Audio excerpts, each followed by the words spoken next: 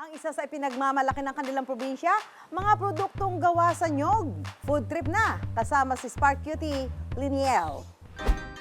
Para sa huling hirit sa Aurora Trip, ang challenge para kay Liniel, gumawa ng ipinagmamalaking produkto ng Ibona Small Coconut Farmers sa Dingalan. Dahil sa lawak ng coconut plantation sa kanilang bayan, paggawa ng coconut products katulad ng coco jam ang isa sa kanilang ikinabubuhay. Kaya si Liniel, napaakyat na ng puno para manguha ng nyog. Tulong! Ay, joke lang pala. Nagpa-send help na lang tuloy.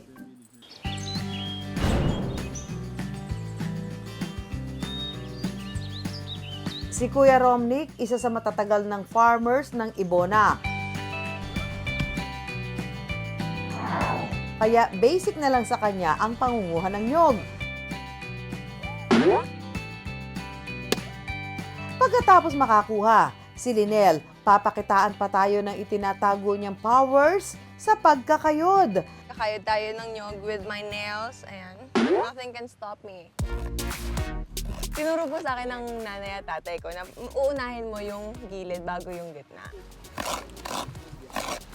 Wala po akong natatapos kasi ang ginagawa ko after, ayan, papak.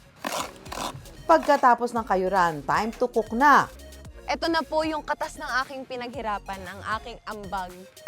May tulong pa po ba itong kinayod ko? Don't worry, Liniel, di ba nga, it's the thought that counts. Sa paggawa ng coco jam, tunawin lang ang sinuklob o muscovado sugar.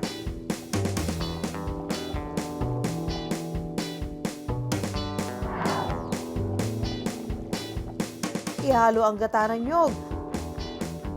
Haluin ang haluin hanggang sa lumapot.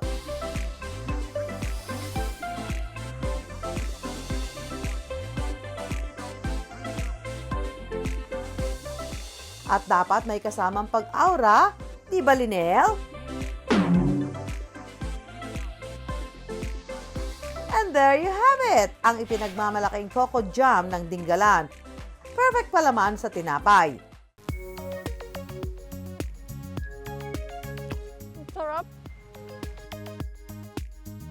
Ang produkto namin Coco Jam, marami na pong napuntahan, maraming naratingan na po eh. Hanggang sa Maynila po, pati po sa ibang bansa, na-export na rin po namin.